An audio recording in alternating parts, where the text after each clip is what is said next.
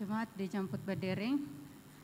Shalom dan selamat datang kepada semua jemaat dan juga kepada semua jemaat yang mengikuti ibadah dalam talian. Tuhan berserta kamu. Dan beserta kamu juga. Saya gembira apabila mereka berkata kepada saya, Marilah kita pergi ke rumah Tuhan. hai, marilah kita menyanyi kepada Tuhan.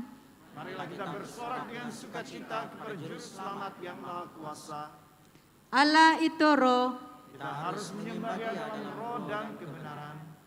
Kemuliaan kepada Allah Bapa, Anak dan Roh Kudus. Puji Tuhan sekarang dan selama-lamanya.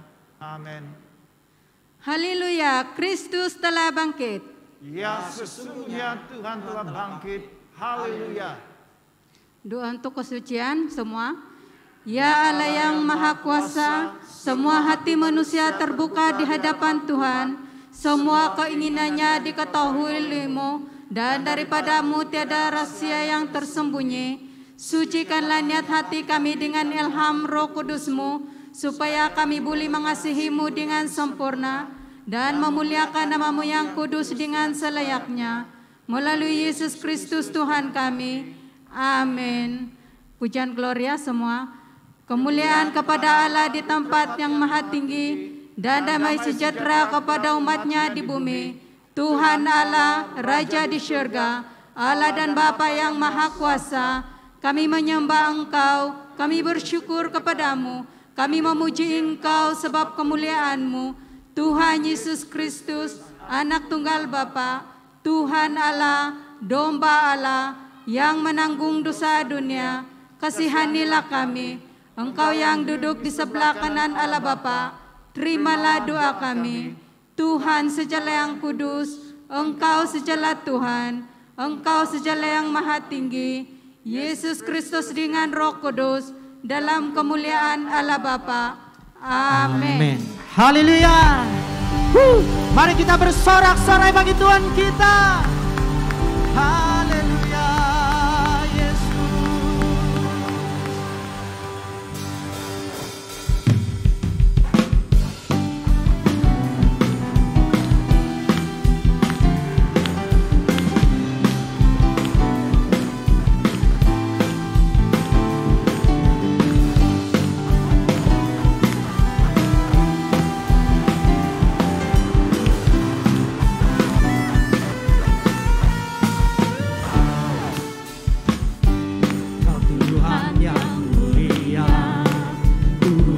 Dunia untuk tebus segala dosa,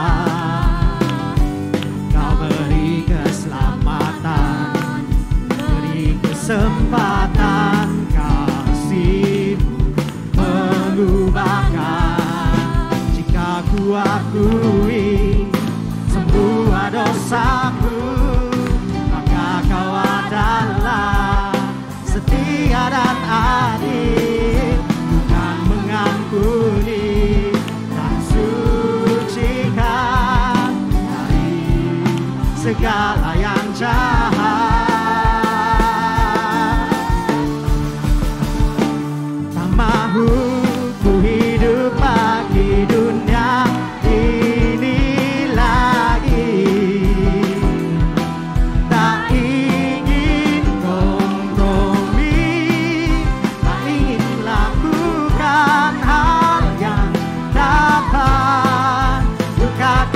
hatimu. Namamu ku hidup di luar tutur kata firman-Mu yang telah bebaskanku. Yesus, kebenaran-Mu adalah pilihanku. Mari kita terus bersorak-sorai bagi Tuhan kita, Raja kita yang ajaib. Amin.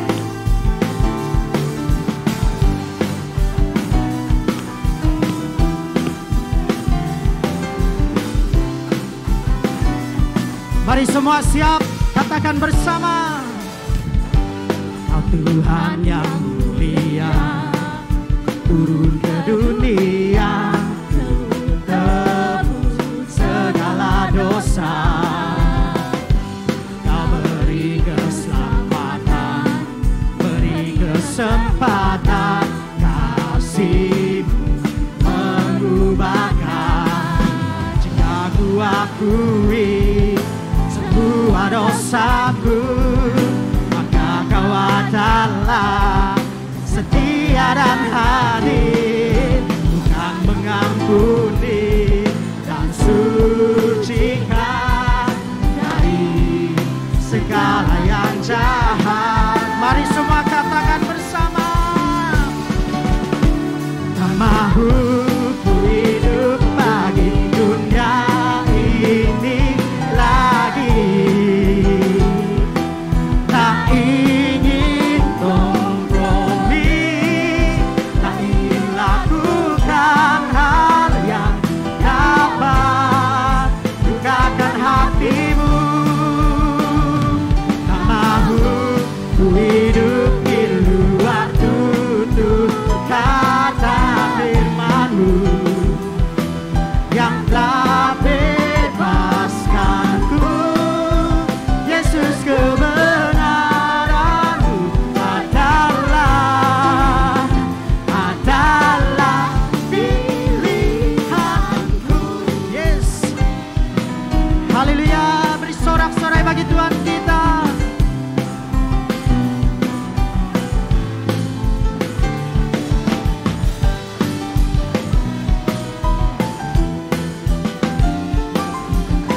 Mari semua siap, kita mau katakan bersama-sama.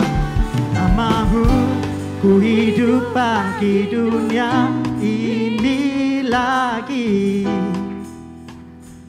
tak ingin kompromi, tak ingin lakukan hal yang dapat lukakan hatimu.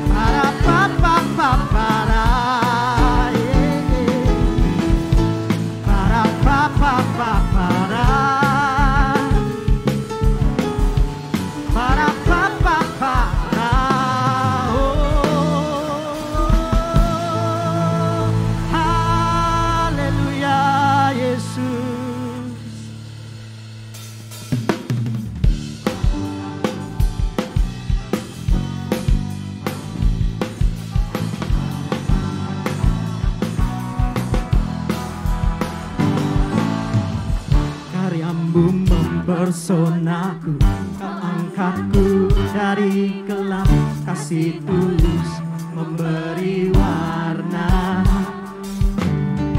Kau buang semua gelisah, Kau beriku sukacita, Kau buatku selalu tertawa. Kau taruh lagu baru dalam hatiku, mulutku bersorak memuji namamu. Semua dari hatiku mengalir pujian bagimu, oh sukacita, Rohmu hadir di sini, dan ku menari memuji di hadapanmu Yesus. Sukacita, Rohmu hadir di sini. Mari kita menari bagi Tuhan kita bersama-sama. Karyamu mempersonaku, Kau angkatku dari kelam, kasih tulus memberi warna. Kau buang semua gelisah, Kau beriku sukacita, Kau buatku selalu tertawa.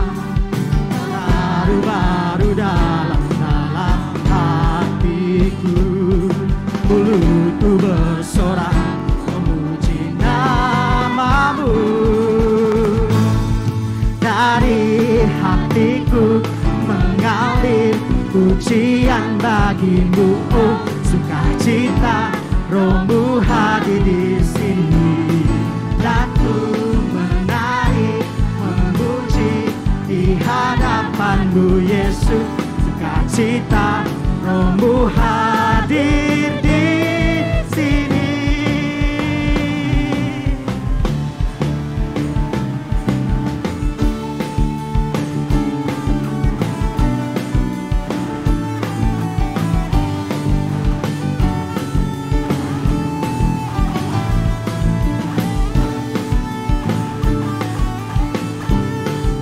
Mari semua katakan bersama-sama, la la la.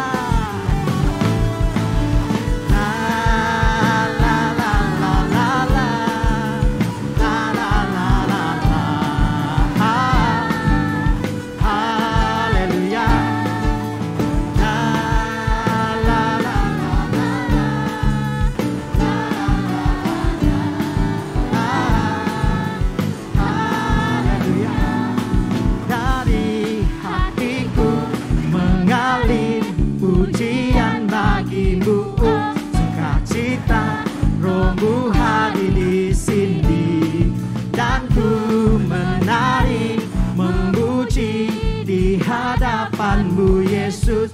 Sukacita, Rohmu hadir di sini.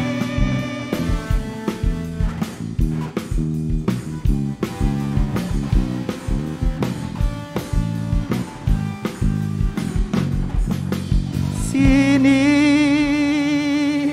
haleluya. Yes Lord Jesus. Terima kasih Tuhan.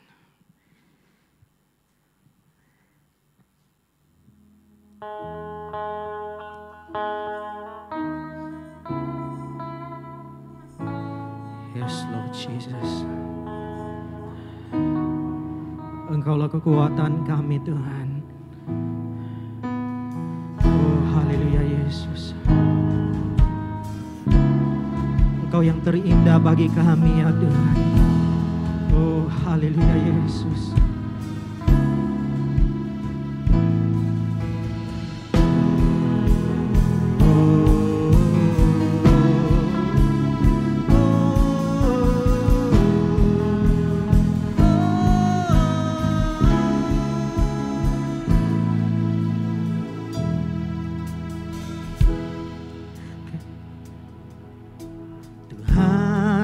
Kasih-Mu sungguhlah mempersona diriku.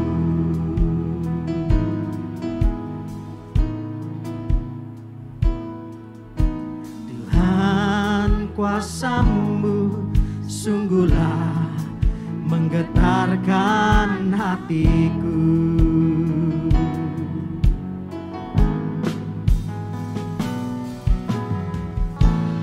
Kasih-Mu ya Tuhan, yang Kau limpahkan bagiku, lebih dari yang ku perlu. Kau sediakan bagiku.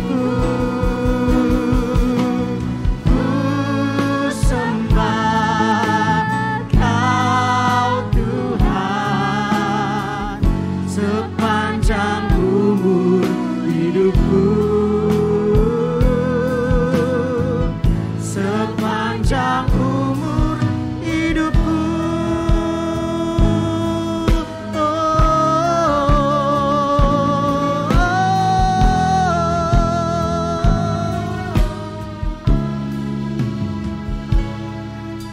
Tuhan, kasih-Mu sungguhlah mempesona. Tuhan, kasih-Mu sungguhlah mempesona diriku.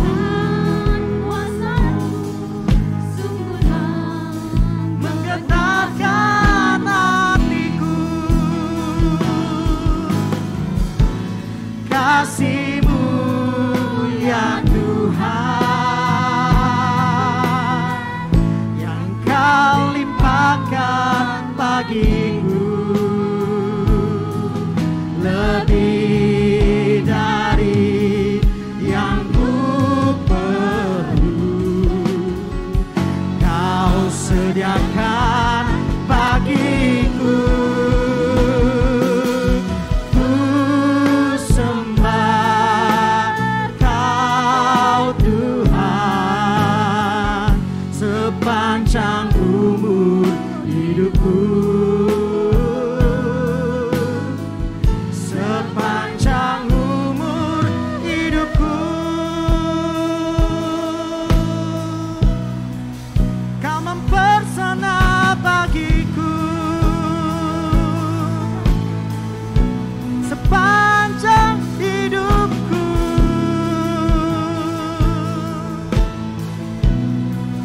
yes,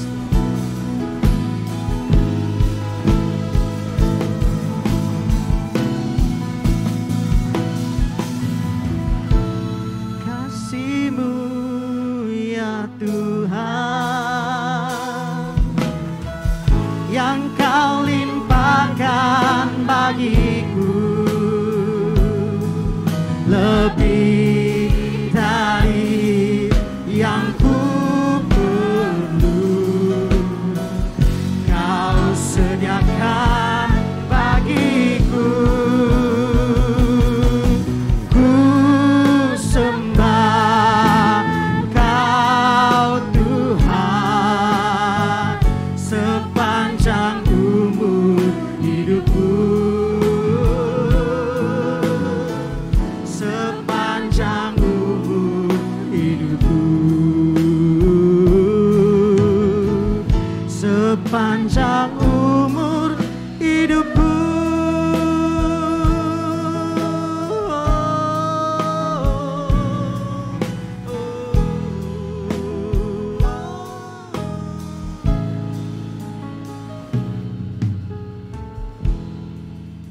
Yes, Lord Jesus.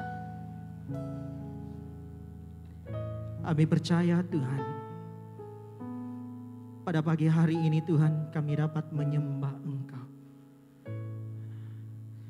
Karena Engkau sungguh mempesona bagi diri kami ya Tuhan. Tidak ada Tuhan selain Engkau yang luar biasa bagi kami. Tapi pada pagi hari ini Tuhan, kami bersyukur dan berterima kasih ya Tuhan, karena kami dapat menyembah Engkau. Kami dapat memuji dan memuliakan nama Engkau Tuhan. Dan biarlah segala semuanya ini Tuhan, hanya bagi kemuliaan Engkau Tuhan. Segala hormat, segala kemuliaan, kami kembalikannya semua ke dalam tangan Engkau. Hanya di dalam nama Yesus, mari semua yang percaya kita katakan, amin. Beri kemuliaan kepada Tuhan kita. Haleluya. Doa hari ini semua. Ya Allah yang Maha Kuasa, Engkau sahaja yang dapat membawa ketenangan kepada keinginan dan hawa nafsu yang tidak dapat dikawal dalam orang berdosa. Berilah kami anugerah untuk mengasihi apa yang Engkau perintahkan dan menyukai apa yang Engkau janjikan, agar di dalam segala perubahan dan kemungkinan dunia ini, hati kami akan ditetapkan dengan pasti di tempat di mana terdapat buah kekal oleh Yesus Kristus Tuhan kami. Amin. Jemaat dicampur duduk untuk menyambut pembacaan pertama.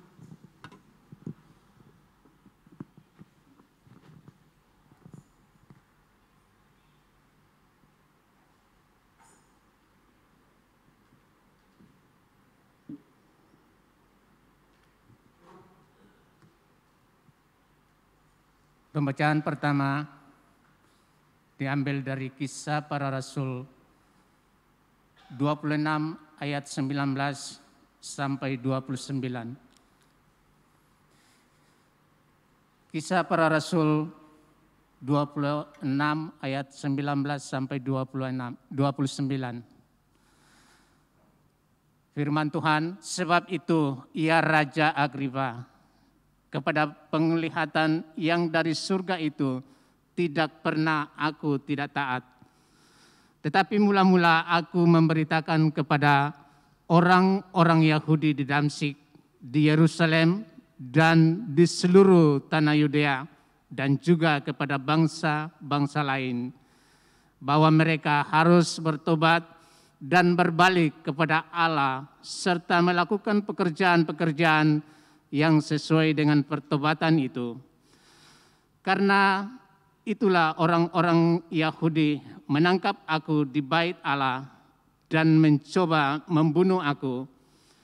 Tetapi oleh pertolongan Allah aku dapat hidup sampai sekarang dan memberi kesaksian kepada orang-orang kecil dan orang-orang besar.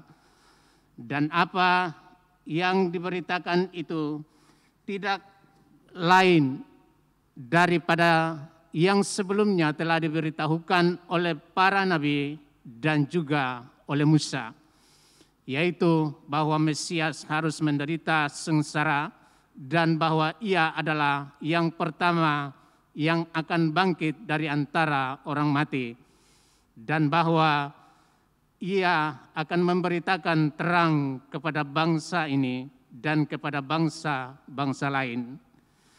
Sementara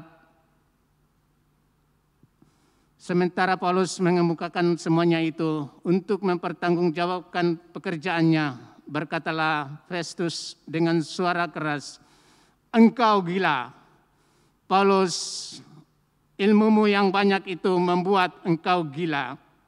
Tetapi Paulus menjawab, "Aku tidak gila, Festus yang mulia. Aku mengatakan kebenaran dengan pikiran yang sehat. Raja juga tahu tentang segala perkara ini, sebab itu aku berani berbicara terus terang kepadanya.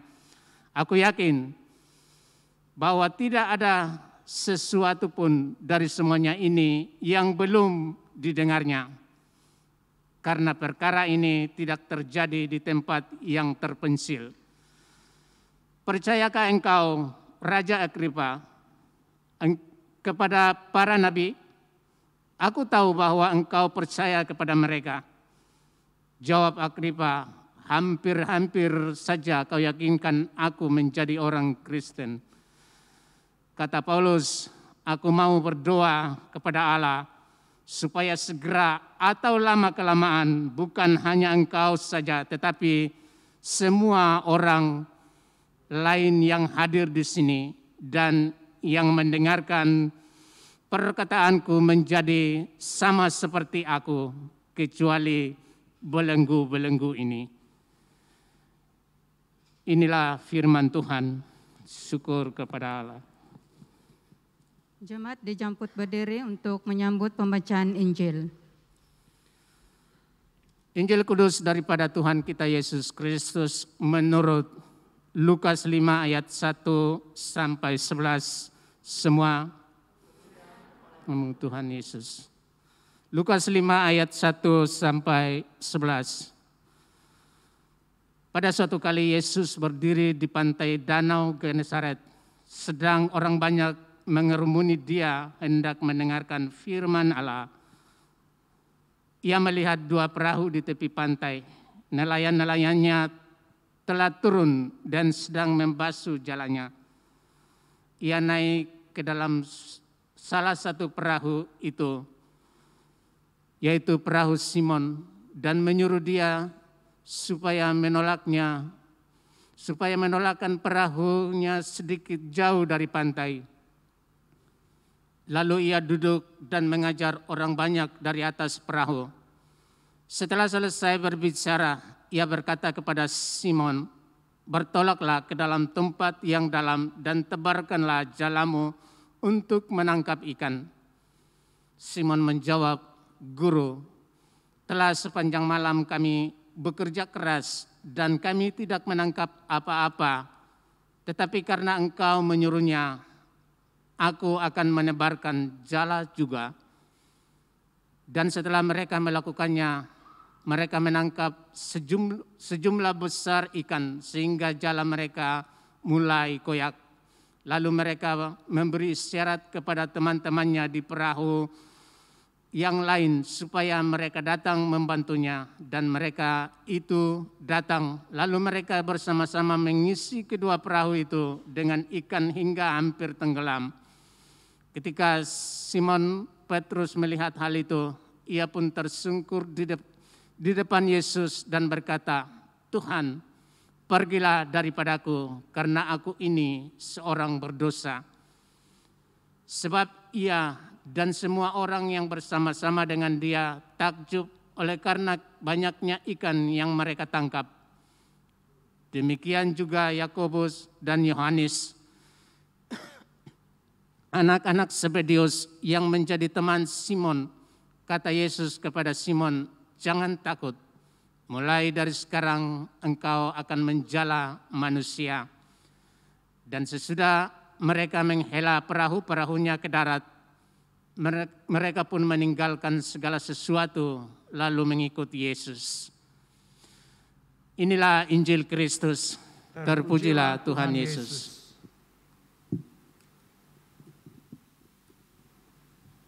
Mari kita berdoa.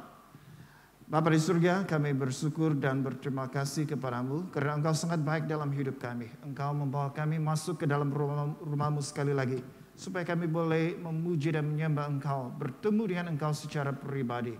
Saat ini pada waktu kami mendengar firman-Mu, berbicara oleh Tuhan, dan sekali lagi kami mohon supaya Roh Kudus Tuhan yang ada dalam hidup kami masing-masing membantu kami supaya kami boleh mengerti kebenaran firman-Mu, sehingga kebenaran firman itu tertanam di dalam hati kami yang subur sehingga menghasilkan buah yang sesuai dengan kehendak Tuhan. Terima kasih Tuhan, kami serahkan masa dan tempat ini ke dalam tangan-Mu. Dalam nama Tuhan Yesus kami berdoa. Amin. Semua dipersilakan duduk. Jadi saudara-saudara yang kasih dalam Tuhan Yesus, minggu ini adalah minggu terakhir bagi kita untuk menyelesaikan siri khotbah yang kita ambil dari Kisah Para Rasul. Lebih kurang 4 bulan kita mempelajari tentang Kisah Para Rasul, dan saya berharap kita yang sudah belajar dalam Kisah Para Rasul ini sekurang-kurangnya dapat belajar sesuatu bagaimana gereja itu bertumbuh di bawah pimpinan Roh Kudus, memanggil murid-murid Tuhan Yesus dan membangkitkan mereka untuk menjadi pemberita-pemberita Injil, dan bukan hanya murid Tuhan Yesus tetapi pengikut-pengikut yang lain. Pada waktu itu mereka mengalami penganiayaan, tetapi karena penganiayaan itulah membuat mereka keluar dari zona selesa mereka di Yerusalem, sehingga mereka tersebar keluar, dan Injil itu juga mereka beritakan di tempat-tempat yang baru. Kemudian kita belajar tentang Paulus yang seorang yang bersemangat dalam agama Yahudi, yang pada mulanya tidak mengenal Tuhan, yang membenci orang Kristen, mengejar-ngejar mereka sampai ke Damsyik untuk menangkap mereka dan masukkan mereka ke dalam penjara. Paulus, waktu itu namanya Saulus, senang apabila melihat orang-orang Kristen ini ditangkap. Karena bagi Saulus, mereka ini sudah menyimpang daripada ajaran orang Yahudi, agama Yahudi. Jadi mereka ini sesat dan harus dibasmi. Tetapi dalam perjalanan ke Damsyik, Paulus sendiri bertemu dengan Tuhan Yesus. Dan pertemuan itu mengubah seluruh pandangan Paulus. Mengubah seluruh matlamat hidupnya. Sehingga kita melihat sebagian besar dari kisah para rasul itu berkisar tentang pengalaman dan pelayanan Paulus memberitakan Injil kepada bangsanya sendiri, tetapi juga kepada bangsa-bangsa lain yang bangsa bukan orang Yahudi. Sehingga Injil itu tersebar kepada orang Yahudi dan juga pada bangsa-bangsa yang bukan orang Yahudi. Jadi saudara-saudara yang kasih dalam Tuhan Yesus, Tuhan bukan hanya memanggil kita untuk menjadi percaya kepadanya. Memang betul Tuhan mau panggil kita supaya kita percaya kepadanya, tapi bukan itu sahaja. Sebaliknya Tuhan juga mau supaya orang yang sudah percaya itu akan menjadi murid. Tuhan mau semua orang percaya kepadanya, tetapi dalam masa yang sama Tuhan juga mau supaya setiap orang yang percaya itu menjadi murid. Nah, murid Kristus adalah seorang murid yang akan mencontohi teladan Kristus. Bagaimana cara hidup Tuhan Yesus, itu yang menjadi teladan. Bagaimana tingkah laku Yesus, bagaimana sikap Yesus, itu yang kita mau contohi. Dalam masa yang sama juga, seorang murid Kristus itu taat kepada perintah Tuannya. Tuhan kita ialah Yesus sendiri. Jadi kita mau belajar meneladani kehidupan Yesus dalam masa yang sama, kita juga harus taat kepada segala perintah Tuhan Yesus kepada kita. Nah, sebelum Yesus kembali ke surga, Yesus mengatakan sesuatu kepada murid-muridnya yang pada hari ini harus kita perhatikan bersama-sama. Kalau kita melihat dalam Matius pasal 28 ayat 19 hingga 20, Yesus memberi amanat kepada murid-muridnya. Dan amanat itu supaya mereka pergi dan menjadikan semua bangsa sebagai murid Kristus. Jadi murid-murid Yesus harus keluar untuk bertemu, berjumpa dengan bangsa-bangsa lain. Matlamatnya supaya mereka ini juga yang tadinya bukan murid Kristus, yang tadinya tidak kenal Yesus, pada akhirnya mereka ini akan dijadikan seorang murid. Bagaimana mereka melakukan itu? Sudah tentu melalui pemberitaan Injil, melalui kesaksian mereka. Apabila mereka bersaksi bukan tentang diri mereka sendiri, tetapi mereka bersaksi tentang Yesus. Sehingga bangsa-bangsa ini berpeluang untuk mendengar siapakah Yesus dan berpeluang untuk mengenal Dia, bahkan berpeluang untuk menerima Dia sebagai Tuhan dan penyelamat dalam hidup mereka. Jadi saudara-saudari yang dikasihi dalam Tuhan Yesus, ini amanat yang Tuhan berikan kepada murid-murid Tuhan Yesus, dan saya percaya amanat yang sama memberitakan Injil, menjadikan semua bangsa murid Kristus, itu juga diamanatkan kepada setiap orang Kristen. Setiap orang yang mengaku percaya kepada Tuhan Yesus. Itulah sebabnya saya katakan Tuhan memanggil kita bukan hanya kita ini menjadi orang percaya kepada Tuhan Yesus. Puji Tuhan, kita sudah menjadi murid Tuhan, sudah menjadi percaya kepada Tuhan Yesus. Tapi Tuhan juga mau untuk kita menjadi seorang murid. Murid yang mencontohi teladan Yesus. Murid yang patuh kepada arahan, patuh kepada perintah, patuh kepada amanat yang Tuhan berikan kepada kita, yaitu memberitakan Injil sehingga seluruh bangsa akan menjadi murid Kristus. Dalam perjalanan ke Damsyik, Paulus dia menjadi percaya kepada Tuhan Yesus. Pengalaman itu membuatkan Paulus bertobat. Pengalaman itu mengubah pandangan Paulus, mengubah matlamat hidupnya. Kalau dulu dia bersemangat dalam agama Yahudi, tetapi setelah bertemu dengan Tuhan Yesus, dia sendiri melihat Yesus, dia sendiri mendengar, dia sendiri mengalami pertemuan itu dengan Tuhan Yesus, sehingga kehidupannya mengalami perubahan. Kalau dahulu dia membenci Injil, dia membenci nama Yesus, tetapi sekarang oleh karena Injil dan oleh karena nama Yesus, dia dibenci oleh orang. Terutamanya orang-orang Yahudi sendiri tidak senang dengan Paulus. Kalau dulu dia mengejar-ngejar orang Kristen, mau menangkap mereka, masukkan mereka dalam penjara, tetapi apa yang terjadi? Paulus, dia dikejar-kejar. Beberapa kali ditangkap, beberapa kali dilempar dengan batu. Ini Paulus. Kalau dulu dia menganiaya orang Kristen, sekarang dia sendiri mengalami penganiayaan. Kenapa? Karena cintanya kepada Injil. Karena dia sudah mengenali Kristus, Kristus sudah memanggil dia menjadi hambanya, menjadi pelayannya, menjadi saksinya. Dia sanggup melakukan semuanya demi Injil. Jadi saudara-saudara yang kasih dalam Tuhan Yesus, luar biasa. Paulus yang seorang penganiaya, seorang pembenci nama Kristus, setelah bertemu dengan Tuhan Yesus mengalami perubahan yang luar biasa. Jadi saya berdoa dan berharap kepada kita semua yang sudah percaya kepada Tuhan Yesus, supaya apabila kita sudah percaya kepada Tuhan Yesus, kita tidak berhenti menjadi orang percaya, karena Tuhan mau memberikan kita mandat, Tuhan memberikan kita amanat. Amanat kita, panggilan kita sebagai orang percaya, yaitu menjadi saksinya, yaitu menjadi pemberita Injil. Jadi dalam pelajaran hari ini kita akan belajar dua perkara tentang Paulus yang pada akhirnya membantu kita supaya kita menjadi seorang murid yang akan memberitakan Injil. Yang pertama, ketaatan penuh.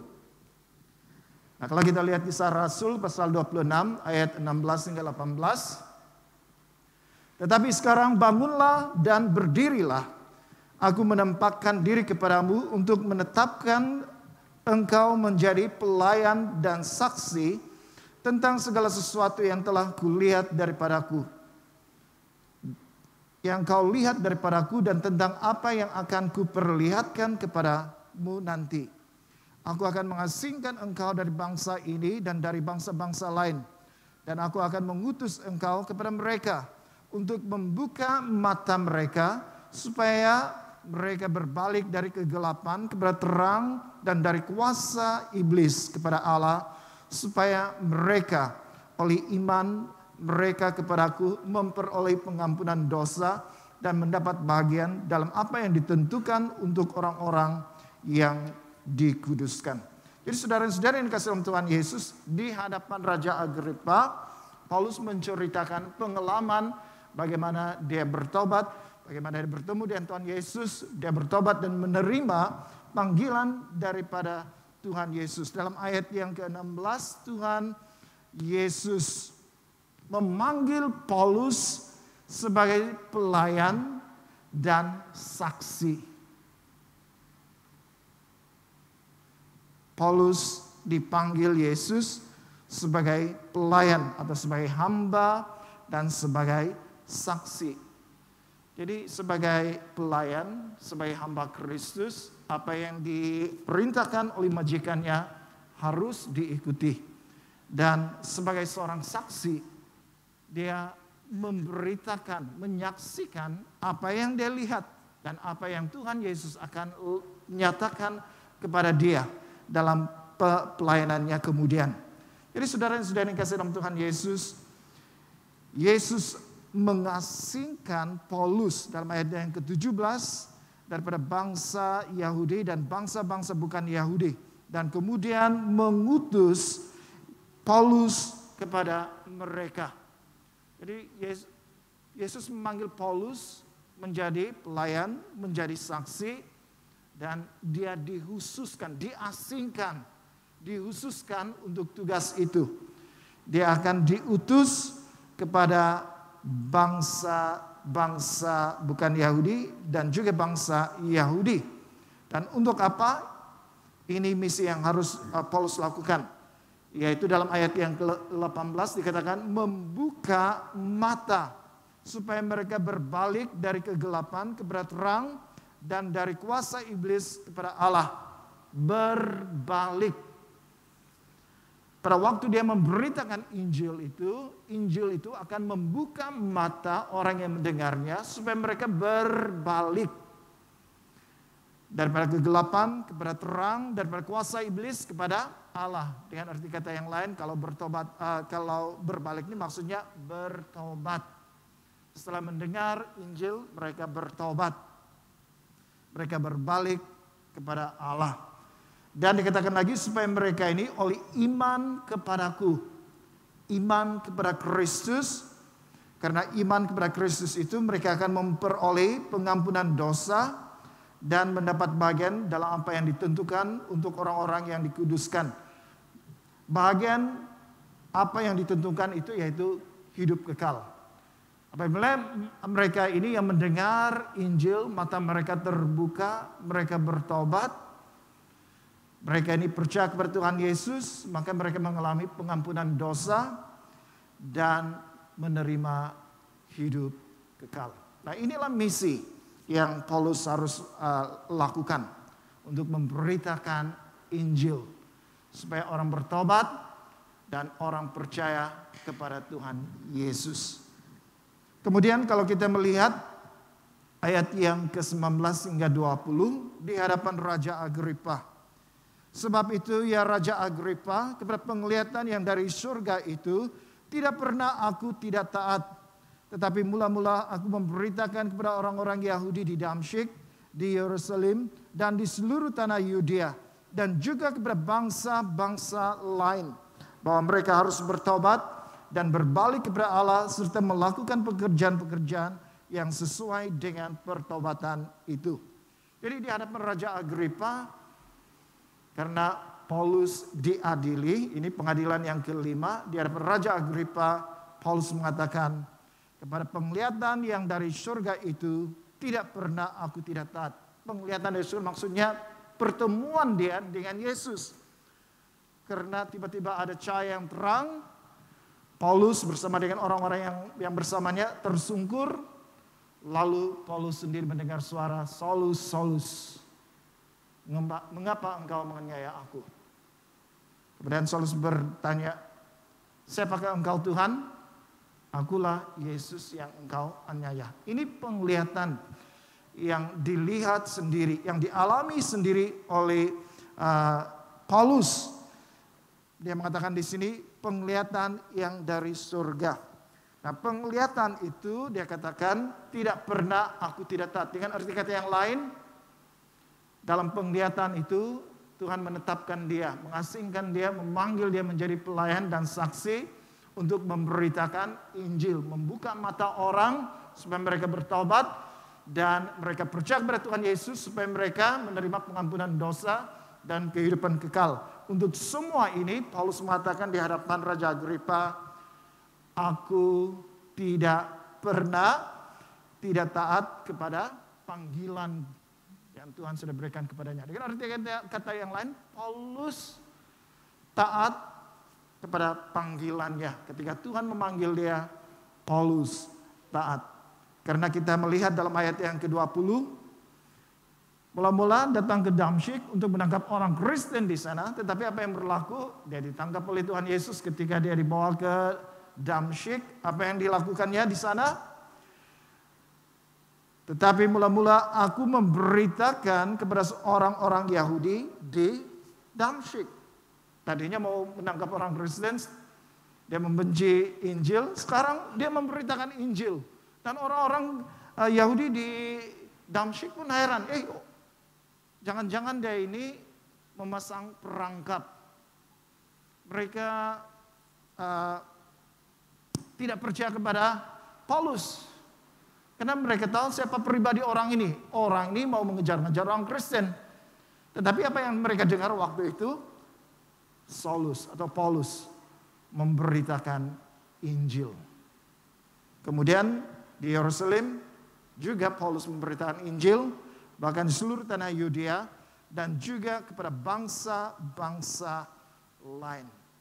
Jadi kita melihat di sini Paulus, apabila Tuhan memanggil dia menjadi orang yang percaya kepada Tuhan Yesus, tidak berhenti sampai di situ, tetapi Paulus melaksanakan perintah Kristus untuk dia memberitakan Injil dan dia taat itu. Saudara-saudara yang kasih dalam Tuhan Yesus, bukan mudah sebenarnya, karena dalam ayat 21, karena itulah orang-orang Yahudi menangkap aku di bait Allah dan mencoba membunuh aku. Jadi bukan mudah untuk Paulus memberitakan Injil, ada cobarannya. Dan dia mengalami itu, dia ditangkap, dia diadili, ada orang-orang yang tampil untuk menuduh Paulus, tetapi semua tuduhan mereka itu tidak satu pun benar, tidak ada satu pun yang boleh menyabitkan kesalahan Paulus sehingga dia layak ditangkap dan sebagainya. Tetapi itulah cobaran yang dihadapi oleh Paulus. Dia mengalami penganiayaan. Tetapi kalau kita melihat, Paulus mengatakan dalam ayat yang ke-22, 23. Tetapi oleh pertolongan Allah, aku dapat hidup sampai sekarang dan memberi kesaksian kepada orang-orang kecil dan orang-orang besar. Dan apa yang telah kuberitakan itu tidak lain daripada apa yang sebelumnya telah diberitahukan oleh para nabi dan juga oleh Musa. Yaitu bahwa Mesias harus menderita sengsara dan bahwa ia adalah yang pertama yang akan bangkit dari antara orang mati. Dan bahwa ia akan memberitakan terang kepada bangsa ini dan kepada bangsa-bangsa lain. Walaupun ada cabaran yang dihadapi oleh Paulus, tetapi Paulus mengakui, bukan dengan kekuatannya, tetapi dia mengatakan, oleh pertolongan Allah aku dapat hidup. Orang Yahudi yang membenci Paulus, mereka coba untuk membunuh dia. Tapi setiap kali rancangan untuk membunuh Paulus itu gagal. Itu bukan karena manusia, itu karena Tuhan. Paulus mengatakan oleh pertolongan Tuhan. Dia terselamat dan oleh karena itu dalam hidupnya, kesempatan hidup yang Tuhan berikan kepadanya, dia pergunakan itu untuk terus memberi kesaksian, memberitakan Injil pada orang-orang kecil dan orang-orang yang besar, kepada orang-orang yang dipandang tinggi, juga kepada orang yang dipandang hina. Paulus memberitakan Injil. Dan Injil yang disampaikan itu sesuai dengan apa yang sudah dinubuatkan oleh para nabi. Yaitu Mesias harus menderita sengsara. Dan bahwa ia yang pertama yang akan bangkit dari antara orang mati. Dan bahwa ia akan memberitakan tentang terang kepada bangsa ini dan kepada bangsa-bangsa lain. Saudara-saudara yang kasih dalam Tuhan Yesus, inilah Paulus. Seorang pembenci menjadi seorang yang mengasihi Yesus. Seorang yang coba menangkap orang Kristen, menyiksa mereka, masukkan dalam penjara, ada yang mati. Tetapi karena Injil, Paulus mengalami penderitaan demi penderitaan. Tapi dia mengatakan Tuhan menolong dia. Sehingga dia terselamat dan dia terus menggunakan kesempatan itu untuk terus memberitakan Injil. Saudara-saudara yang kasih dalam Tuhan Yesus, apakah kita taat kepada panggilan Tuhan di dalam hidup kita? Kita bersyukur kita sudah percaya kepada Tuhan Yesus. Puji Tuhan, kita selamat. Tetapi Kristus bukan hanya memanggil kita untuk menjadi orang percaya. Tuhan mau menjadikan kita murid, seorang pelayan, seorang saksi. Amanat yang Tuhan berikan kepada kita sebelum dia kembali ke surga dalam Matius pasal 28 ayat 19 hingga 20 mengatakan, karena itu pergilah, jadikanlah semua bangsa muridku dan baptislah mereka dalam nama Bapa dan Anak dan Roh Kudus, dan ajarlah mereka melakukan segala sesuatu yang telah kuperintahkan kepadamu, dan ketahuilah aku menyertai kamu senantiasa sampai kepada akhir zaman. Ini perkataan Tuhan Yesus sebelum dia terangkat ke surga. Biasanya perkataan terakhir dari seseorang itu sangat penting. Orang yang mau mengembuskan nafas terakhir, perkataan yang terakhir itu sangat penting. Sebelum Yesus terangkat ke surga, inilah perkataan Tuhan Yesus kepada murid-muridnya. Pergilah, jadikan semua bangsa muridku. Bagaimana semua bangsa menjadi murid Tuhan Yesus? Dengan cara memberitakan Injil. Dengan cara menjadi saksi, menceritakan Yesus kepada semua bangsa. Supaya semua bangsa itu mendengar tentang Injil, mendengar tentang Yesus, menjadi percaya, bertobat, dan percaya kepada Tuhan Yesus. Jadi saudara-saudara yang kasih dalam Tuhan Yesus pada hari ini, Tuhan senang kita percaya kepadanya. Itu tidak ada masalah. Memang Tuhan senang. Tetapi adakah kita bersedia untuk menjadi murid Kristus, menjadi saksi Kristus, memberitakan Injil? Sama seperti Paulus dipanggil oleh Tuhan Yesus. Kita juga dipanggil sebenarnya untuk menjadi pelayan, untuk menjadi saksi Kristus. Saya masih ingat seorang senior padri pada waktu hidupnya. Dia melayani di sebuah kampung di pedalaman, melayani di gereja di pedalaman, dan dia mengatakan pada waktu itu dialah padri, dialah kerani, dialah tukang sapu, dialah tukang kebun, dan sebagainya. Semuanya dilakukan oleh padri ini. Tapi dia mengatakan, puji Tuhan, karena perubahan masa dan orang sudah jemaat sudah semakin matang, mereka melihat bahwa sebenarnya tugas-tugas pelayanan itu bukan hanya dipikul oleh seorang hamba Tuhan, tetapi mereka juga terlibat bersama-sama. Jadi saudara-saudara yang kasih dalam Tuhan Yesus, cabarannya pada kita hari ini ialah kita hidup dalam dunia yang individualistik. Dunia yang mementingkan diri sendiri. Kita kisah, kita mengambil berat hal-hal keluarga kita, orang-orang yang dekat dengan kita. Tapi orang yang tidak ada hubungannya dengan kita, kita tidak peduli. Kita tinggal di satu taman perumahan, adakah kita kenal jiran-jiran di sebelah rumah kita? Ini dunia yang kita ada sekarang. Kita mementingkan diri sendiri. Betul, Tuhan sudah memanggil kita menjadi percaya, tetapi kita lupa tanggung jawab kita untuk memberitakan Injil. Kenapa? Karena kita hidup dalam dunia yang individualistik, mementingkan diri sendiri. Ini bertentangan dengan maksud Tuhan. Ini bertentangan dengan kehendak Tuhan. Tuhan mau memanggil kita untuk menjadi saksinya. Ini amanat yang Tuhan berikan. Kalau kita tidak memahami ini, selama-lamanya kita menjadi orang Kristen, menjadi orang percaya, tetapi kita tidak melakukan apakah misi Tuhan. Apakah yang Tuhan inginkan, yaitu setiap orang menjadi percaya. Bukan hanya kita menjadi percaya, kita harus membawakan Injil itu kepada orang lain, supaya orang lain juga menjadi percaya kepada Tuhan Yesus. Kalau Injil itu untuk diri kita, untuk keluarga kita, kita tahan-tahan berada dalam lingkungan itu saja. Bagaimana dengan bangsa-bangsa yang lain? Bagaimana dengan jiran-jiran Anda?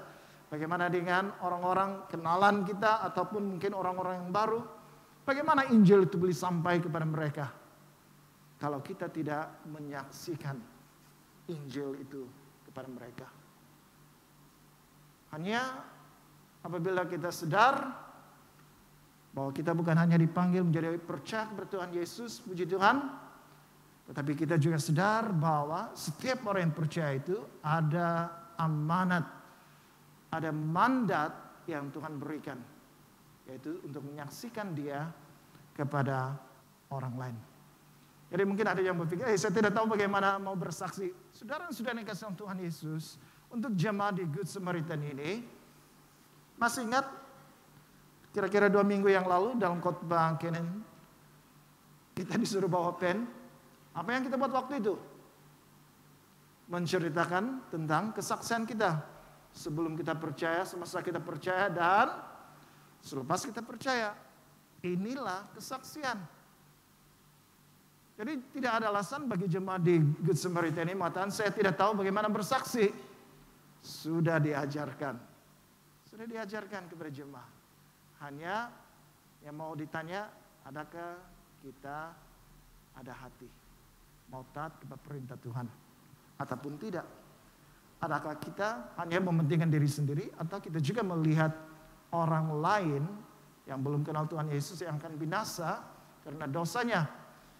Kita terbeban untuk menyaksikan Yesus itu kepada mereka. Paulus ketika dipanggil Tuhan, dia taat. Apakah ketika Tuhan memanggil kita menjadi orang percaya dan Tuhan mau memberi kita mandat memberitakan Injil, kita juga taat kepada panggilan Tuhan dalam hidup kita atau bagaimana? Tetapi saya mendorong dan memberitahu kepada Anda semua, kita dipanggil bukan hanya menjadi orang percaya, tapi kita dipanggil untuk memberitakan Injil. Hal kedua tentang Paulus yang kita mau pelajari bersama, kerinduan yang mendalam. Dalam Kisah Para Rasul pasal 26 ayat 27 hingga 28 dikatakan di sini, percayakah engkau Raja Agripa kepada para nabi? Aku tahu bahwa engkau percaya kepada mereka. Jawab Agripa, hampir-hampir saja kau yakinkan aku menjadi orang Kristen. Ketika Paulus menyampaikan pembelaannya di hadapan Raja Agripa, Festus mencelah, engkau ini Paulus sudah menjadi gila. Terlalu banyak yang kau tahu, itu membuatkan kau menjadi gila. Tetapi Paulus mengatakan, semua yang saya katakan ini benar. Saya tidak gila. Karena itu berdasarkan kepada apa yang sudah tertulis sebelumnya tentang kisah nubuatan para nabi tentang Yesus, Mesias yang harus menderita, Mesias yang akan mati, Mesias yang akan memberitakan terang kepada bangsa Yahudi dan juga kepada bangsa-bangsa bukan Yahudi. Lalu Paulus berkata kepada Agripa, karena Agripa ini orang yang paham tentang adat istiadat keagamaan orang Yahudi. Percayakah engkau Raja Agripa kepada para nabi? Pastilah dia percaya. Aku tahu bahwa engkau percaya kepada mereka. Tetapi Raja Agripa ini tersepit. Kalau dia mengatakan dia percaya, seperti dia bertentangan dengan Festus. Festus mengatakan Paulus ini terlampau berilmu, banyak ilmu pengetahuan sehingga dia menjadi gila. Tapi dia mengambil jalan tengah. Dia mengatakan hampir-hampir saja kau yakinkan aku menjadi orang Kristen. Dalam terjemahan yang lain, kau kira gampang membuat saya menjadi orang Kristen dalam waktu yang singkat ini? Itu satu cara untuk Paulus, untuk Raja Agripa. Ya, dia tidak mengatakan dia tidak percaya atau dia tidak mengatakan dia percaya karena dia tersepit dengan keadaan seperti itu.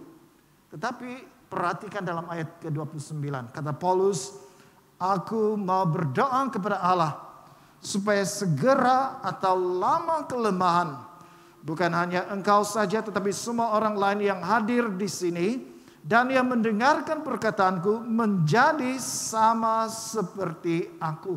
Maksudnya menjadi orang yang percaya kepada Tuhan Yesus. Nah, ini kerinduan mendalam sama ada Raja Agripa. Dia betul-betul dia mengatakan hampir-hampir saja kau yakinkan aku menjadi orang Kristen. Hampir-hampir, tapi belum. Tapi dalam doanya, dalam kerinduan hati Paulus yang mendalam itu, dia mau berdoa kepada Allah supaya segera atau lama kelemahan, bukan hanya Raja Agripa, tetapi orang yang hadir di sana yang mendengar perbicaraan itu akan menjadi sama seperti aku, menjadi percaya kepada Tuhan Yesus. Saudara-saudara yang kasih dalam Tuhan Yesus, memanglah memberitakan Injil itu bukan mudah. Ada banyak cabaran.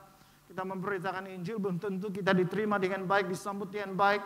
mungkin kata-kata cercaan, kata-kata hinaan, dan sebagai penolakan yang kita terima, itu biasa berlaku. Inilah cabaran, Paulus sudah membuktikan itu. Tetapi adakah itu membuat Paulus tidak mau lagi memberitakan Injil, putus asa karena terlalu banyak cabaran yang dialaminya dalam pemberitaan Injil? Tidak. Untuk Raja Agripa, bahkan orang-orang yang mendengarnya, kerinduannya, aku mau berdoa. Bukan dengan perkataannya, kebijaksanaannya berkata-kata, bukan karena ilmunya yang banyak, Efesus mengatakan dia ini sudah gila, terlalu banyak ilmunya, bukan. Tetapi aku mau berdoa kepada Allah. Dengan arti kata yang lain, hanya Allah sahaja yang dapat mengubahkan hati Raja Agripa dan orang-orang yang ada di sana yang mendengar tentang pemberitaan itu.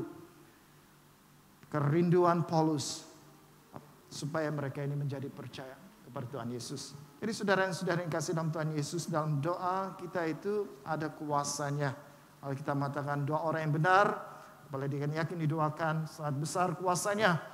Dan juga memberitahu kepada kita tentang Elia, orang yang biasa sama seperti kita, tetapi dia sungguh-sungguh berdoa. Sehingga dia berdoa, hujan tidak turun, hujan tidak turun. Apabila dia berdoa, hujan minta supaya hujan turun, hujan pun turun. Saya pakai Elia. Firman Tuhan mengatakan dia itu sama seperti kita. Dia manusia biasa. Tetapi apabila dia berdoa, kuasa doa itu sangat besar. Jadi kalau saudara-saudari kita yang kita beritakan Injil itu, berkali-kali kita beritakan Injil, janganlah kita putus asa. Janganlah kita kecewa dan tidak mau lagi. Sudahlah, biarkanlah dia dengan hidupnya. Tetapi Paulus, dia tidak melepaskan begitu saja. Dia mau berdoa kepada Allah. Dia mau berdoa kepada Allah. Dan itu betul, karena meyakinkan manusia untuk percaya kepada Tuhan Yesus itu bukan pekerjaan manusia, itu pekerjaan Allah sendiri. Jadi orang yang keras hatinya jangan putus asa, berdoalah bagi orang itu. Saya membaca satu ilustrasi khotbah tentang binatang yang paling pantas di dunia. Apakah binatang itu? Binatang di darat paling pantas. Itu dikatakan itu cheetah. Harimau bintang atau harimau kumbang. Cheetah ya, di Afrika. Ini cheetah ini apabila berlari begitu laju, sehingga dikatakan boleh mencapai 70 km sejam. Laju atau tidak? 70 km sejam. Laju. Sangat laju. Jadi dengan kecepatan itu, dia mengejar mangsanya. Tetapi cheetah ini walaupun dia ada kelebihan kelajuannya, tapi dia juga ada kelemahan. Jantungnya kecil. Jadi apabila dia berlari dengan pantas, itu jantung dia berdenyut dengan cepat, artinya dia ini mudah lemah juga. Jadi kalau dia mau menangkap mangsanya, dia harus kejar itu dan mendapatkan mangsa itu dengan sekelip mata.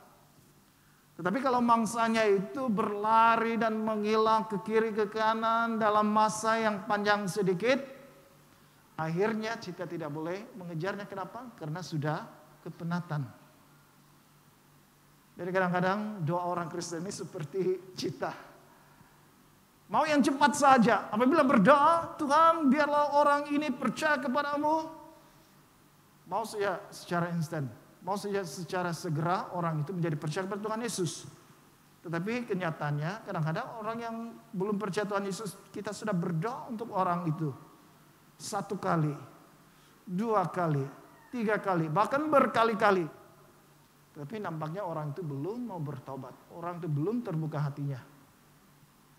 Jangan pula kita seperti cheetah. Mau cepat-cepat. Tapi kalau lama sedikit sudah tidak bertahan. Melepaskan mangsanya.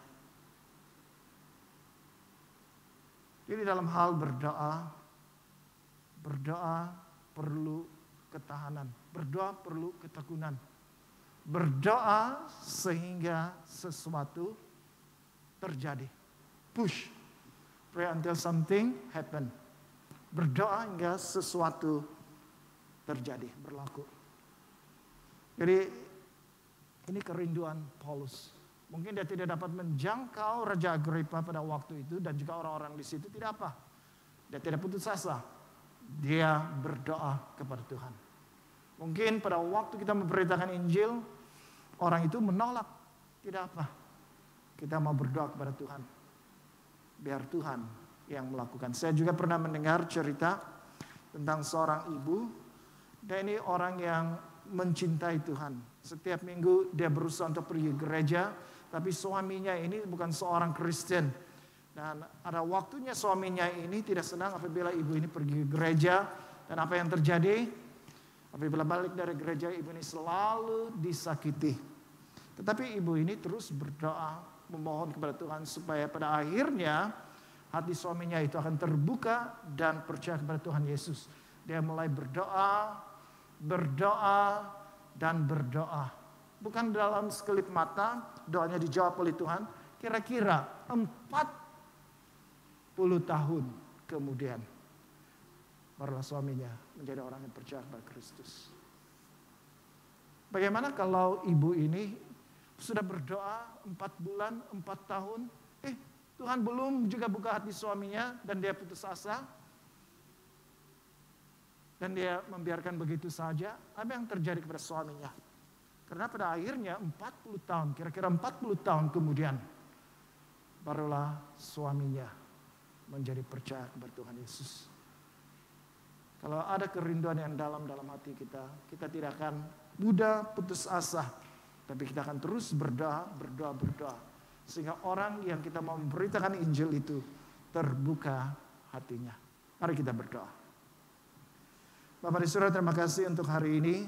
Berikan kami hati sebagai seorang murid yang patuh kepada Tuhan kami, majikan kami, yaitu Yesus Kristus, yang memanggil kami bukan hanya untuk menjadi percaya kepadanya, tetapi memberikan kami mandat, yaitu amanat agung untuk memberitakan Kristus kepada orang-orang di sekeliling kami, sehingga mereka juga menjadi murid Kristus. Oleh sebab itu Tuhan, tolong kami supaya kami disedarkan bahwa Tuhan memanggil kami bukan hanya menjadi orang percaya, tetapi Tuhan juga memanggil kami untuk memberitakan firman Tuhan. Oleh sebab itu Tuhan, tolonglah, pakailah hidup kami, pakailah kesaksian dalam hidup kami. Beri kami kemampuan karena kami tahu untuk memberitakan Injil pasti ada cabaran yang kami hadapi. Tetapi kami bersyukur supaya Paulus menyaksikan Tuhan menolong dia. Kami juga percaya bahwa pada waktu kami mengalami penolakan, penghinaan, direndahkan dan sebagainya, Tuhan akan menolong kami. Sampai itu Tuhan, tolong kami supaya taat kepada panggilan-Mu dalam hidup kami untuk menyaksikan Engkau kepada orang-orang sekeliling kami. Dalam masa yang sama kami tidak putus asa. Kalau kami ditolak sekalipun, kami akan berdoa untuk orang itu, berdoa tanpa putus-putusnya, sehingga orang itu terbuka hati untuk percaya kepada Engkau. Terima kasih Tuhan untuk firman-Mu hari ini. Ajar kami bukan hanya menjadi pendengar yang baik, tetapi juga menjadi pelaku firman Tuhan yang baik, sehingga kebenaran firman Tuhan itu akan tertanam dan bertumbuh dan menghasilkan buah yang lebat dalam hidup kami. Terima kasih Bapa, dalam nama Tuhan Yesus kami berdoa. Amin.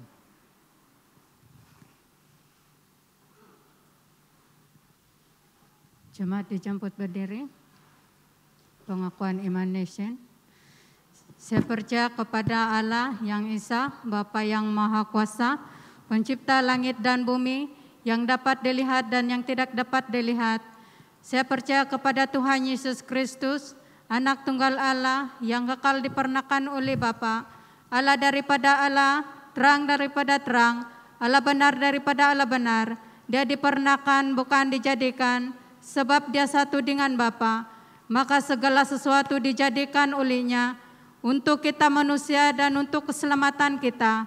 Dia turun dari syurga dan oleh kuasa Roh Kudus. Dia dilahirkan oleh anak dari Maria dan menjadi manusia. Karena kita, Dia disalibkan semasa pemerintahan Pontius Pilatus. Dia menderita, disiksa sampai mati, lalu dikuburkan. Pada hari yang ketiga, Dia bangkit pula menurut yang dinubuatkan dalam Alkitab. Lalu Dia naik ke syurga, Dia duduk di sebelah kanan Bapa. Dia akan datang kembali dalam kemuliaan untuk menghakimi, baik orang yang hidup maupun orang yang sudah mati, dan kerajaannya tidak akan berkesudahan.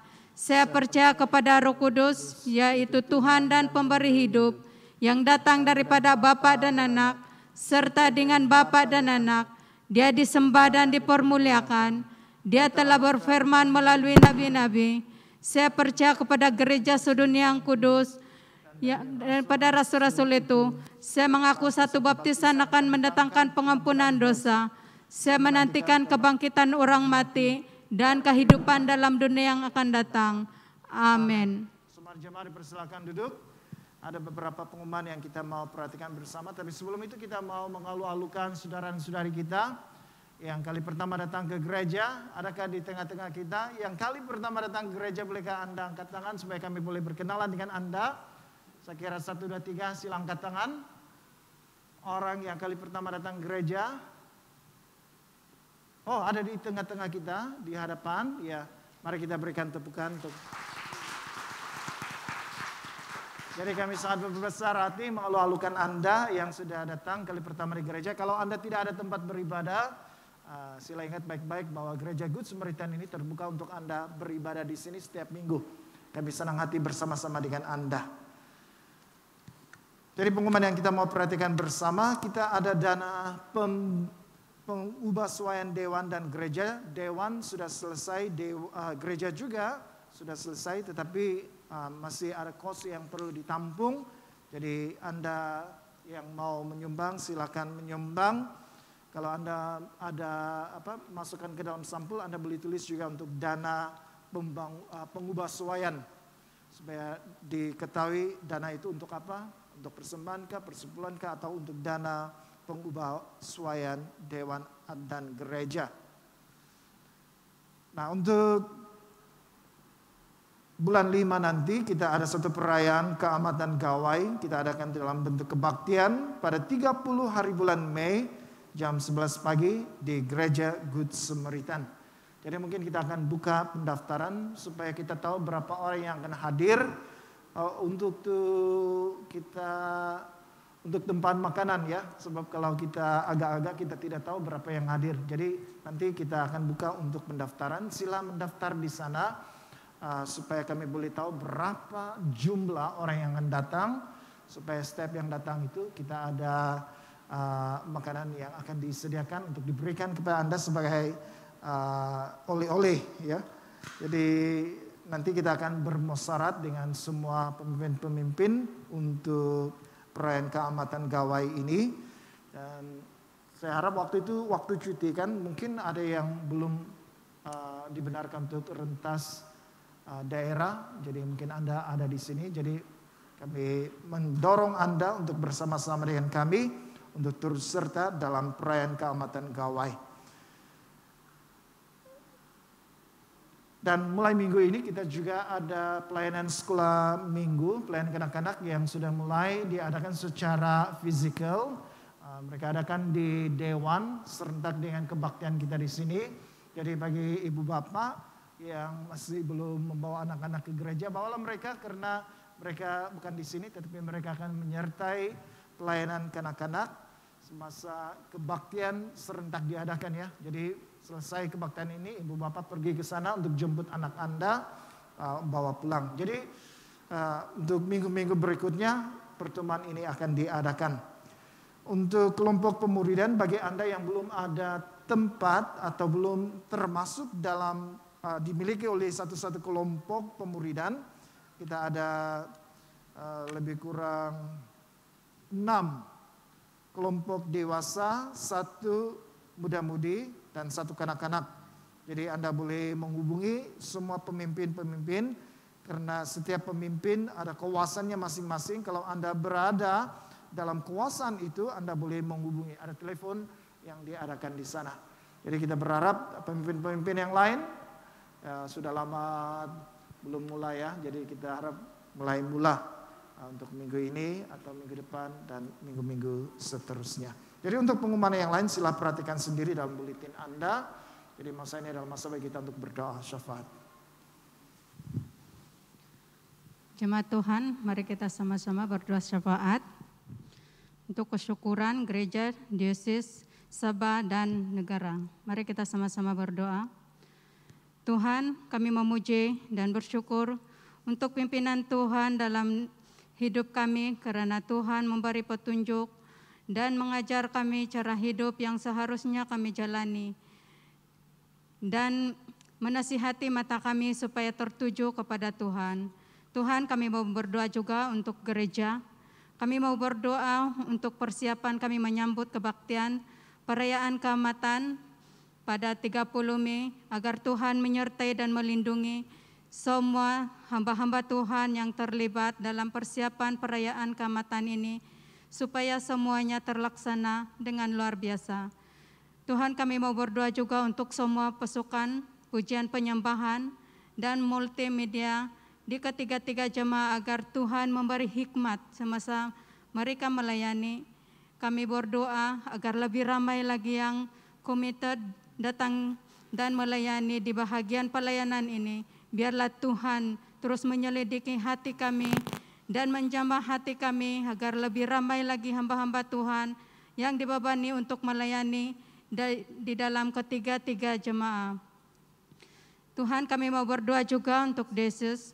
Kami mau berdoa untuk Konferensi Muda-Mudi Cina Yesus SPAK pada 31 Mei hingga 2 Jun. Biarlah kiranya Tuhan melindungi mereka agar semua muda-mudi Cina di dalam Yesus yang terlibat dalam konferensi ini semuanya dalam perlindungan Tuhan dan semuanya dalam keadaan sehat. Biarlah kiranya mereka terus diberkati dan pulang ke tempat masing-masing dengan tidak sia-sia. Tuhan, kami mau berdoa juga bagi gereja-gereja yang dipilih untuk memimpin dalam pelbagai sisi dalam konferensi ini supaya Tuhan mengurapi dan memakai gereja-gereja ini bagi menyampaikan misi dari Tuhan dan memberi impak yang luar biasa. Tuhan, kami mau berdoa agar muda-mudi yang belum percaya terbuka hati untuk menyertai konferensi ini supaya mereka lebih mengenal Yesus dan dapat merasakan pekerjaan Tuhan sehingga mereka dilahirkan kembali dalam Kristus. Kami berdoa juga untuk negeri Sabah. Tuhan, kami mau berdoa untuk penyembuhan ilahi bagi mereka yang telah dijangkiti virus COVID-19 di seluruh Sabah, terutamanya yang berada di bawah sekatan PKPD. Kiranya Tuhan melawat mereka dan memulihkan kawasan di bawah sekatan PKPD ini. Kami mau berdoa juga bagi gereja-gereja yang terjejas oleh sekatan PKPD agar tetap kuat dan setia dalam iman kepada Kristus. Tuhan, kami percaya bahwa Tuhan tidak memberikan penderitaan di luar kemampuan kami. Begitu juga kepada gereja yang terjejas dalam sekatan PKPD, supaya mereka terus kuat dan setia walaupun menghadapi cabaran, tetapi Tuhan sentiasa melihat dan menyatakan mukjizat kepada mereka yang setia dalam Tuhan. Tuhan, kami mau berdoa untuk negara, kami mau berdoa untuk kestabilan nasional dan ekonomi di negara kami, walaupun negara berhadapan dengan pelbagai cabaran, pandemik dan politik. Kami mau berdoa juga untuk gereja-gereja di Malaysia agar menghadapi cabaran rohani dan penindasan di luar gereja dengan penuh kebijaksanaan dan pengetahuan. Tuhan, kami percaya bahwa Tuhan lebih mengetahui cabaran rohani yang dihadapi oleh gereja-gereja di Malaysia. Kami mohon Tuhan memegang kendali gereja-gereja di Malaysia sehingga dipenuhi hikmat, kebijaksanaan, dan pengetahuan. Tuhan, terima kasih, kami serahkan syafaat kami ke dalam tangan-Mu. Hanya di dalam nama Yesus kami bersyukur dan berdoa. Amin. Karena demikianlah Allah mengasihi dunia ini sehingga diberikannya anaknya yang tunggal, Yesus Kristus, untuk menyelamatkan kita daripada dosa, untuk menjadi pengantara kita di syurga dan membawa kita kepada hidup yang kekal. Oleh karena itu, marilah kita mengakui dosa-dosa kita dengan sesal dan beriman, dan berniat hendak melakukan hukum-hukum Allah, serta hidup dalam kasih dan damai dengan semua manusia. Semua Allah yang penuh belas kasihan, Bapa kami di syurga, Pencipta kami dan Hakim kami telah berdosa terhadap Engkau dan terhadap sesama manusia, baik dalam pikiran, perkataan, dan perbuatan, melalui kelelehan, kelemahan, dan kesalahan yang disengajakan. Kami sekarang bertobat dan benar-benar menyesal sebab kesalahan kami. Bapa, ampunilah kami demi anak-Mu, Yesus Kristus yang telah mati untuk kami. Kuatkanlah kami supaya kami dapat mengasihi dan mentaati-Mu dalam kehidupan yang baru, melalui Yesus Kristus Tuhan kami. Amin. Allah yang Maha Kuasa mengasihani kamu, membebaskan kamu daripada segala dosamu melalui Yesus Kristus Tuhan kita.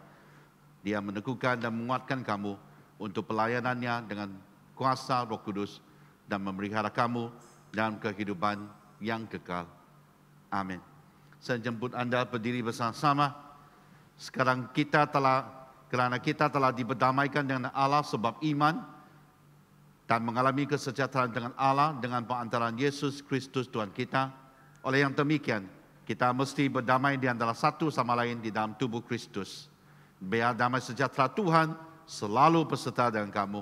Dan beserta kamu juga. Mari kita bersalaman dengan antara satu sama lain dengan damai sejahtera. Damai. Amin.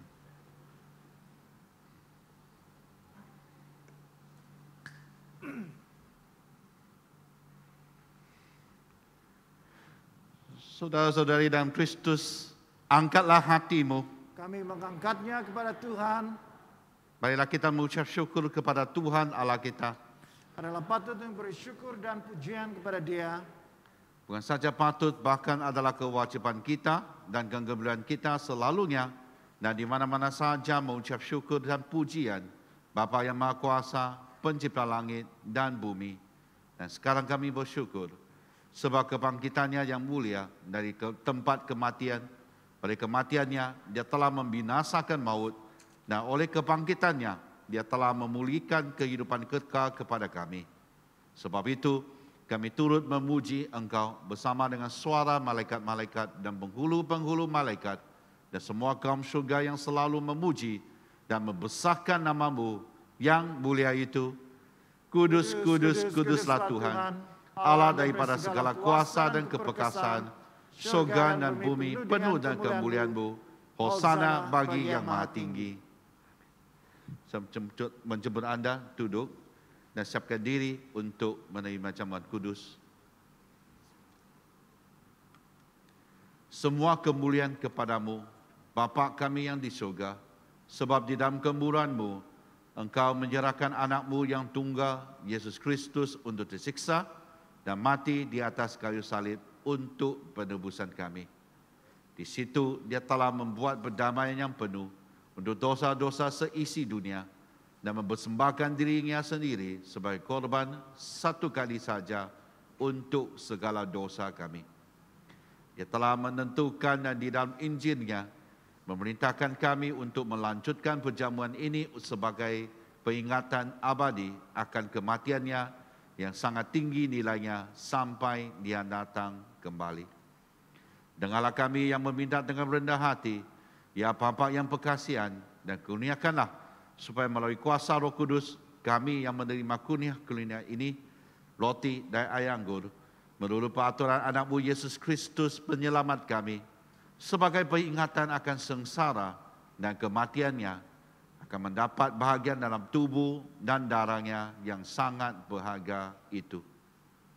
Pada malam Tuhan Yesus dikhianati, Dia mengambil roti dan mengucap syukur, lalu memecah-mecahkan roti itu dan membagikannya kepada murid-murid-Nya sambil berkata, "Ambil dan makan.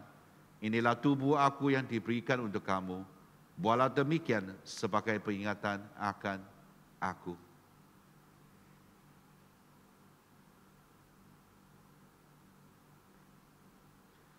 Begitu juga setelah habis makan, dia mengambil cawan serta mengucap syukur, lalu memberikannya kepada murid-muridnya serta berkata, "Ini adalah darah aku, darah perjanjian baru yang dicurahkan bagi kamu dan bagi semua orang untuk pengampunan dosa. Buatlah demikian setiap kali kamu melakukannya sebagai peringatan akan aku."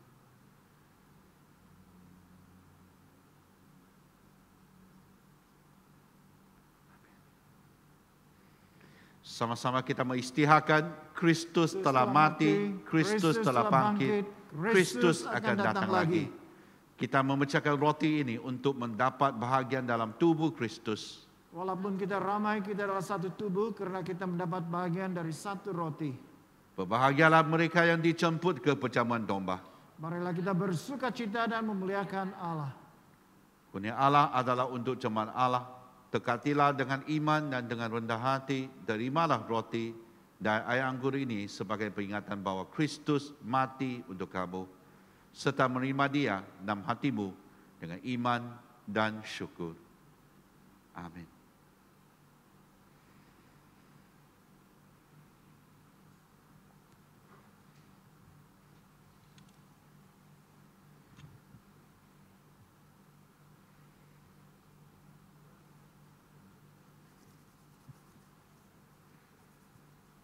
Biar tubuh dan darah Tuhan Yesus Kristus memelihara kamu dalam kehidupan yang kekal. Amin.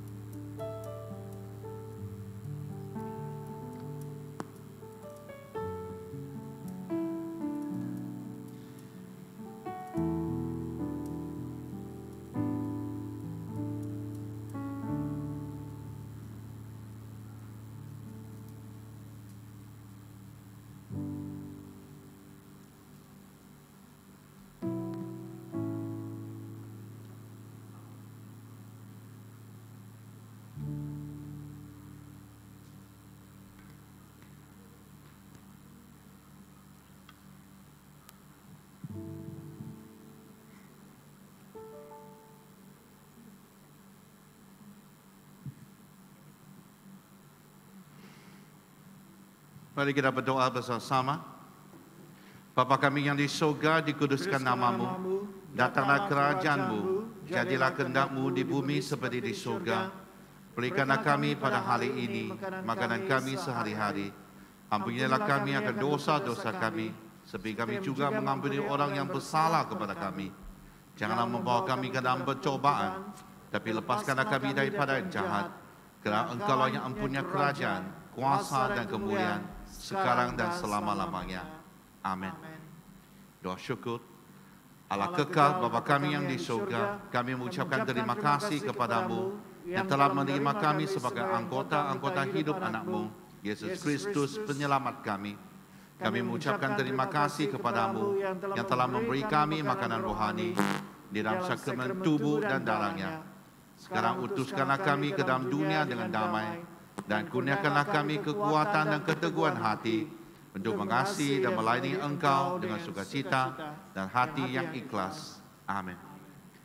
Sebelum kita terima berkat daripada Allah, saya mau ambil waktu yang singkat atau pendek untuk mendorong anda supaya anda didaftar untuk vaksin.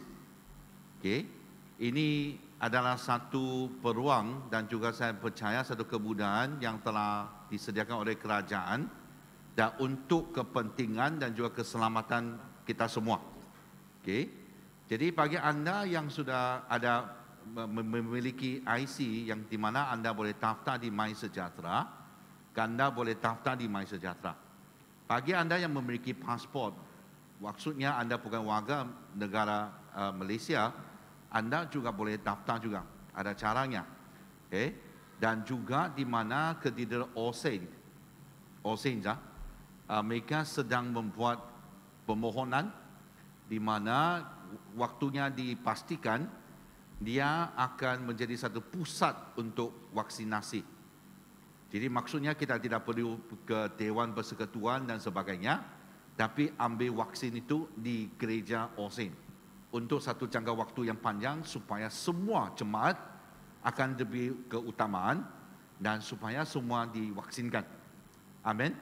Ini vaksinnya saya harap anda tidak akan percaya dan dengar terlalu banyak itu cerita-cerita yang buruk lah, yang negatif tentang vaksin ini. Ada orang bilang kalau kau ambil vaksin ini akan ubah DNA anda. Tak apa-apa. Saya masih kenal siapa papaku, anakku pun kenal siapa papaknya. Nah, apa tu? Walaupun memang kalau dia dapat mengubah DNA kita, itu banyak cerita-cerita yang tidak benar. yang menakutkan, khususnya negeri Sabah. Negeri Sabah adalah pendaftaran peratus pendaftaran yang paling rendah di seluruh Malaysia. Itulah vaksin yang diagihkan kepada Sabah adalah yang paling sikit juga.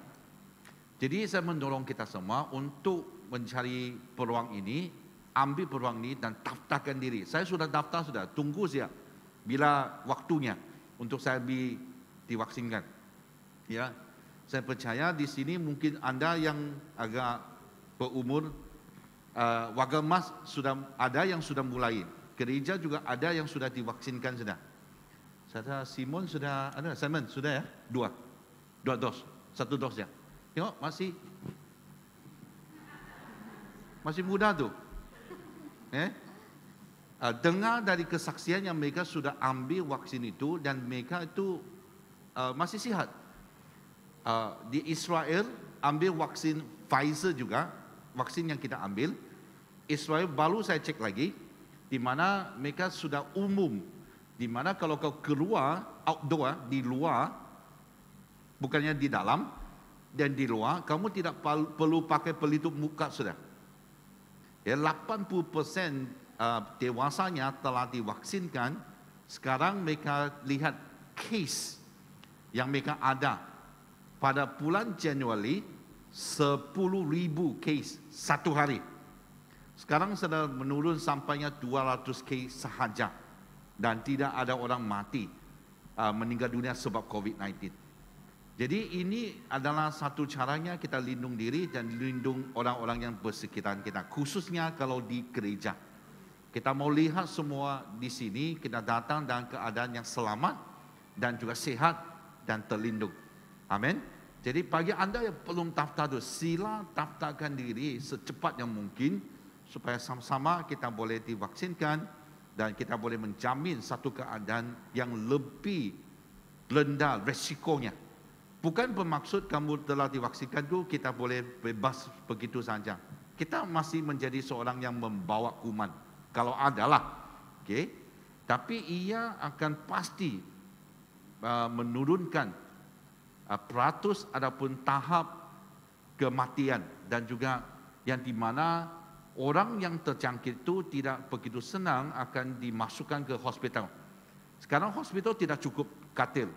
Semuanya diambil oleh, bukan semuanya lah, kebanyakannya diambil oleh COVID-19, pesakit COVID-19. Sampainya orang yang ada yang sakit yang lain itu tidak sempat pun tidak ada katil yang lebih untuk mereka. Jadi kalau kita buat begitu, kita juga akan tolong orang yang dalam keperluan yang lebih daripada kita. Amin. Ya. Jadi kalau Anda yang belum paham lagi, boleh cek lagi ataupun tanya pemimpin. Dan sama-sama kita daftar untuk borang dari OSEIN. Waktu mereka jadi resmi, mereka akan hantar borang itu. Kita akan tolong Anda buat pendaftaran di sini. Tapi bagi Anda yang boleh buat pendaftaran di MySejahtera, buatlah dulu. Yang lain tu boleh tunggu sampainya di mana borang dari OSEIN akan dikeluarkan. Kita akan daftarkan semua. Tapi Anda harus bersiap sedia dan rela untuk di daftar supaya sama-sama kita divaksinkan. Amin. Ya. Saya menjemput Anda berdiri bersama-sama. Mari kita terima berkat daripada Allah. Sentosa Allah yang melebihi pengertian manusia memeliharakan hati dan jiwa kamu di dalam pengetahuan dan kasih Allah dan anaknya Yesus Kristus Tuhan kita. Dan berkat Allah yang Maha Kuasa, Bapa, Anak dan Roh Kudus beserta dengan kamu dan tinggal serta dan kamu sampai selama-lamanya. Amin. Saudara-saudari dalam Kristus, pergilah dengan damai sejahtera dan layanilah Tuhan. Sama-sama kita katakan, dalam nama Kristus. Amin. Haleluya. Mari kita tetap bersyukur kepada Tuhan kita. Amin.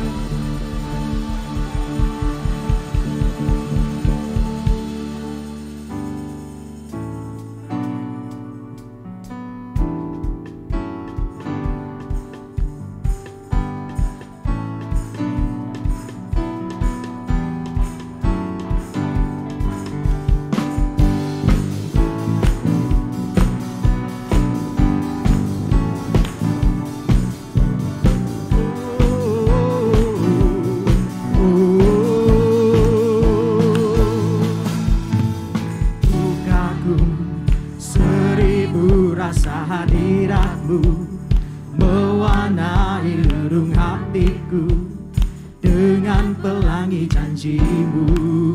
Terpana, tertegun aku dibuatku, sebab kau bukan Allah yang jauh, selalu di dekatku. Hadirmu mengubah sifatku, menyinari kegelapanku, tak dapat ku melukiskannya. Hadiratmu, hadirmu mengubah sifatku, menyinari kegelapanku, tak dapat ku melukiskannya. Hadiratmu, seribu rasa.